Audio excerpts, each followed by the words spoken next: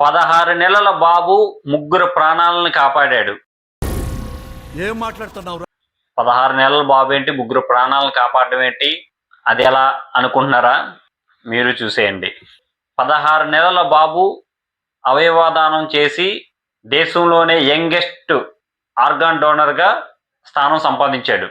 ఒడిశాలో భువనేశ్వర్లో జన్మేష్ అనే 16 నెలల బాబు 2025 ఫిబ్రవరి 12న ఒక ఫారెన్ బాడీ మింగడం వల్ల గొంతులో ఇన్ఫెక్షన్ అయ్యి హాస్పిటల్లో చేరాడు.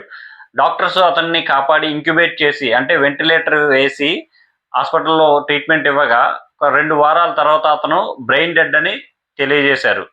అది తెలపగా బాబు యొక్క తల్లిదండ్రులు ఒక మంచి నిర్ణయం తీసుకున్నారు, అవయవదానం చేద్దామని. తల్లిదండ్రులు అవయవదానానికి ఒప్పుకోగా ఆ బాబు యొక్క అవయవాల్ని, లివర్ని ఒకరికి, కిడ్నీలను వేరొకరికి, హార్ట్ని వేరొకరికి ట్రాన్స్ప్లాంట్ చేశారు. అంతేకాదు కళ్ళును కూడా మరో 2కి వెలుగునిచ్చాయి. అయితే యంగెస్ట్ ఆర్గాన్ డోనర్ అనేది ఇదే మొదటిసారి కాదు.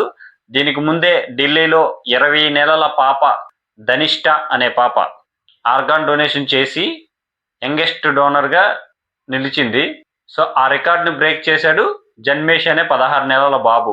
చిన్న చిన్న పిల్లలు కూడా, ఏమీ తెలియని పల్లెటూరు వారు కూడా అవయవదానాలు చేస్తూ ఉంటే, పెద్ద పెద్ద చదువులు చదువుకొని జాబులు చేస్తున్న మనం మాత్రం అవయవదానానికి సరైన అవగాహన లేక, అవయవదానం చేయక ఎంతో విలువైన అవయవాలను మట్టిపాలు, బుగ్గిపాలు చేస్తున్నాం.